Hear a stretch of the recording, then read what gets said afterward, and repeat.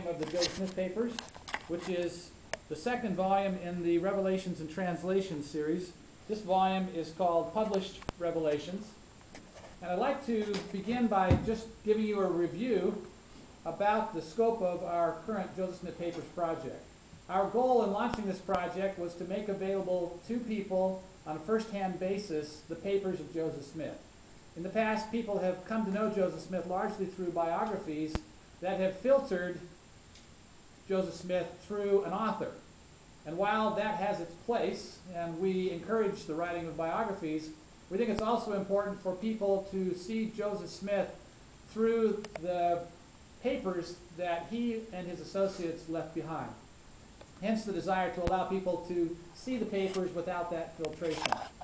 And to that end, we launched a project some years ago to publish those papers. And initially we thought that we would do all of this in letterpress form, because when we launched this, we were still basically in the era of the book. Now, a little over a year ago, I went to a conference in Malta of the International Council on Archives, and I learned some new terminology in referring to the age in which we live. At this conference in Malta, reference was made to the old world of the book and to the new world of digital. Now, some of us of my era were born in the old world of the book. But over the process of time, people born in more recent years, like my 22-year-old son, were born in the era of digital, the new world of digital. And those of us in the middle who were born in the book world but have come to the new world are referred to in today's terminology as digital migrants. We're comfortable with the world of the book, but we're also comfortable with the world of digital. Some of the rising generation growing up, like my 22-year-old son, are more comfortable in the digital world than they are the book world. When my son was going to school, I tried to get him to pick up books. He was an A student, so it wasn't a problem of his academic energy. It was just a matter of what he found most useful for processing information. And if I said, there's a book on the shelf that will answer that question, he would say, why do I need to turn to a book?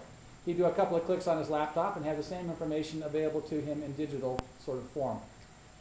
So recognizing that we're living in this transitional period, we finally came to the conclusion that rather than publish all of this information in book form, we would publish roughly 20 or 22 letterpress volumes of Joseph Smith's papers, and we would put the entirety of Joseph Smith's work, his papers, online, and have the online version be the principal vehicle for getting access to Joseph Smith's papers.